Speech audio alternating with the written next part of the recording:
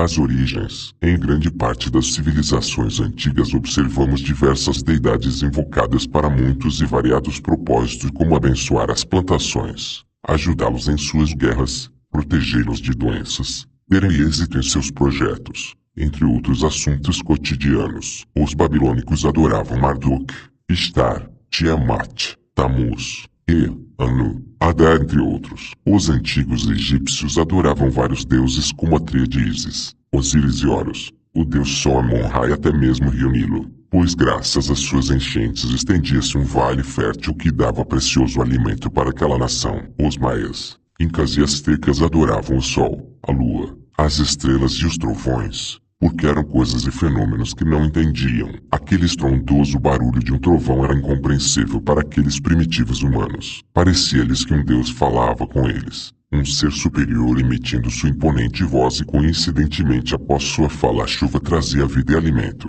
tão essenciais para a sua sobrevivência. Entretanto, à medida que as civilizações evoluíam, seus deuses tinham que evoluir também. Para satisfazer o intelecto de pessoas um pouco mais cultas, passou-se a entender melhor certos fenômenos naturais e as pessoas não se contentavam mais com deuses simples e rudimentares. Tornou-se necessário criar deuses mais complexos, mais interessantes para satisfazer um ser humano mais analítico, mais questionador. Assim surgiram os deuses grego-romanos, mais pessoais, parecidos conosco, tendo angústias e conflitos. Alguns passaram a interagir conosco, vivendo entre nós, tendo filhos que se tornaram poderosos, filhos de deuses com humanos. Eram fortes, uma força descomunal, como Hércules da mitologia grega ou os nifilins descritos na Bíblia. Surgiram deuses para satisfazer cada faceta do ser humano. Por exemplo, na mitologia grega o amor era personificado por Afrodite,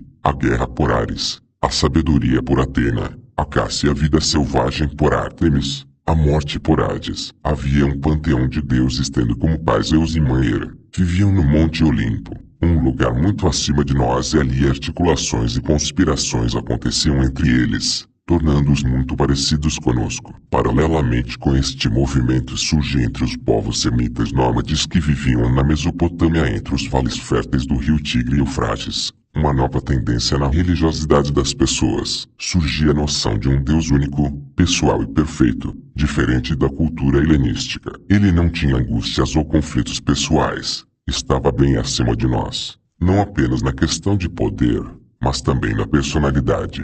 Não tinha fraquezas como o ser humano ou os deuses grego-romanos. Toda a culpa pelo sofrimento humano passa a recair sobre nós mesmos. Surge o conceito de que pecamos contra este único Deus todo-poderoso e criador de todas as coisas. Teríamos virado as costas para ele, o rejeitamos, e visto que não conseguimos tomar decisões corretas sem a ajuda dele, passamos a sofrer as consequências desse ato de rebeldia. Movimentos migratórios à procura de novas pastagens levaram certos semitas à região próxima do Rio Jordão, região conhecida na época por Canaã. Ali, segundo a Bíblia, Abraão, patriarca de uma grande e próspera tribo, erigiu um altar e sacrificou um animal para demonstrar a este Deus único que tinha consciência de sua condição pecaminosa e ansiava uma reconciliação. Algum tempo depois tentou sacrificar seu próprio filho segundo ele a pedido de Deus, que no momento do sacrifício intercedeu aceitando um animal no lugar. Este acontecimento viria a influenciar todo um modo de pensar,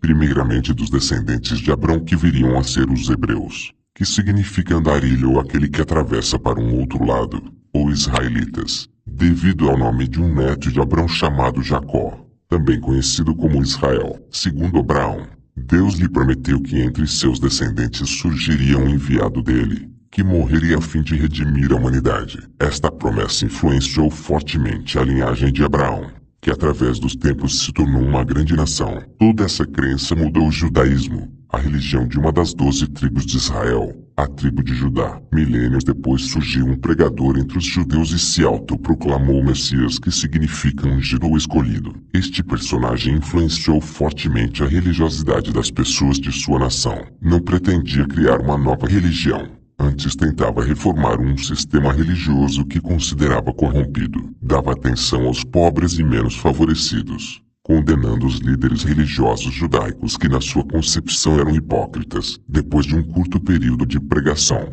Este homem foi preso, torturado e morto às mãos da autoridade romana que na época subjugava toda aquela região. Este triste desfecho causou um grande frenesi entre seus seguidores, que de uma maneira impressionante divulgaram a mensagem de que seu líder havia sido ressuscitado dentre os mortos. Surgiu assim uma forte tendência religiosa que de uma maneira sutil e progressiva foi tomando o lugar da adoração politeísta de origem grega. Esta mensagem de um Deus preocupado e interessado numa reconciliação, chegando a ponto de enviar um representante para interceder por nós, ou como muitas religiões afirmam, ele próprio vindo intercedendo por nós. Mostrou-se muito atraente em comparação com os deuses soberbos e egoístas que se divertiam com o ser humano. Aos poucos esta nova religiosidade foi tomando conta de todo o Império Romano, crescendo de tal forma que em apenas 3 séculos tornou-se a religião oficial de Roma. Seu poder tornou-se tal que seus líderes religiosos tiravam e colocavam imperadores a seu bel prazer. Diante de tanto poder,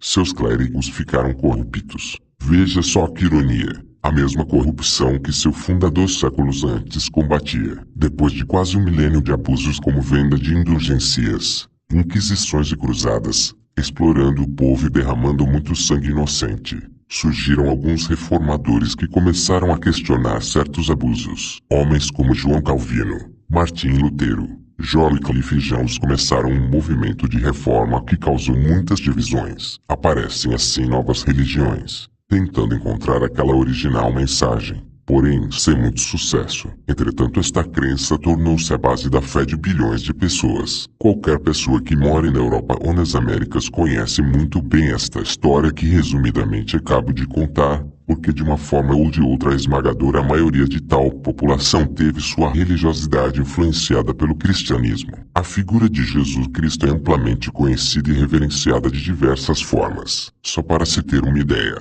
os cristãos, como são conhecidos os seguidores de Cristo, estão subdivididos em vários ramos ou vertentes diferentes. Segundo alguns dados recentes, calcula-se que dos 7 bilhões de seres humanos existentes hoje em nosso planeta, 2 bilhões professam ser cristãos. Destes, 1 bilhão são adeptos do catolicismo. Os restantes estão divididos entre protestantes, anglicanos, ortodoxos, de fronteira, pentecostais, neopentecostais, entre outras. Cada um tem sua própria maneira de interpretar e viver os ensinos de Jesus. Dentro dessas principais divisões existem milhares de subdivisões ou pequenas religiões que diferem em alguns pontos ou dogmas, transformando o cristianismo numa grande árvore cheia de galhos, cada qual defendendo ferrenhamente sua maneira de pensar. Infelizmente, alguns de forma fanática e intolerante. Em outra região de nosso planeta encontramos mais de 1 bilhão de outros seres humanos que professam uma fé diferente da fé cristã. Tudo começou quando um jovem árabe ficou revoltado com o poder exercido em Meca, um influente centro de adoração no Oriente Médio,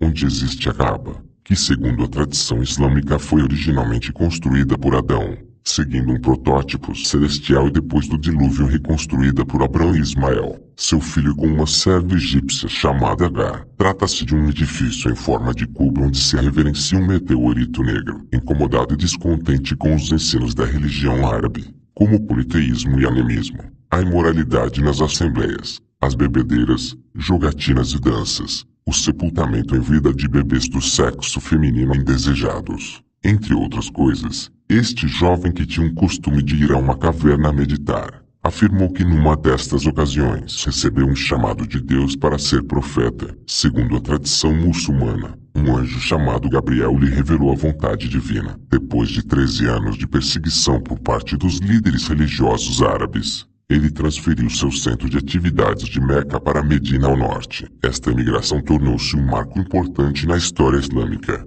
sendo esta data o ponto de partida no seu calendário. Com o tempo, Maomé, como já era conhecido, obteve domínio sobre Medina, tanto religioso como político. Daí em diante, Maomé reunificou as tribos árabes, nascendo assim uma outra doutrina religiosa ensinando a submissão a Allah, um Deus único e todo-poderoso que escolheu Maomé como seu principal profeta, e o conjunto de seus escritos, o Alcorão, como seu livro sagrado, parecido com a fé cristã em alguns de seus ensinos, como de um Deus único. Um livro sagrado incentiva a uma vida devota a Deus. Tal crença conquistou bilhões de adeptos, influenciando a vida e a religiosidade destas pessoas. Este é o breve resumo da origem da religiosidade humana, desde os tempos primitivos passando pelas religiões greco-romana, cristã e islâmica, nos leva à seguinte conclusão: a angústia e a ansiedade do ser humano devido a coisas que ele não consegue entender induz a tentar achar na religião uma resposta que conforte sua inquietude. À medida que o ser humano evolui, a religião se torna também mais evoluída para suprir esta sociedade mais questionadora. Conforme notamos na história das religiões,